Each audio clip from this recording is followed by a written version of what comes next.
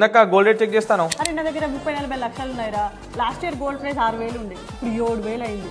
1,000 రూపాయలు పెరిగింది. 1,000 రూపాయలు పెరిగినట్టు గంత ఇంట్రెస్టింగ్ ఎందుకున్నావు అక్క? ఓపెన్ ప్లాట్లలో 2 సంవత్సరాలు డబల్ అవుతాను కదా అక్క. అయితే ఇది నా చేతిలో ఉన్నది కదరా, ఎప్పుడంటే అప్పుడు అమ్ముకోవచ్చు. నువ్వు అమ్ముకున్నప్పుడు మేకింగ్ చార్జెస్ అని తరుగు అని తీసేస్తాడు, నీకు వచ్చిన 1,000 రూపాయల ప్రాఫిట్ అక్కడనే పోతుంది అక్క. నీది 30 లక్షలు నువ్వు హైదరాబాద్ రియల్ ఎస్టేట్ లో ఓపెన్ ప్లాట్ లో పెట్టుకుంటే 200 గజాల భూమి వస్తుంది. 2-3 సంవత్సరాలు ఉంచుకుంటూ అమ్ముకుంటే తక్కువ 50 లక్షలు మేక్ చేస్తావు అక్క.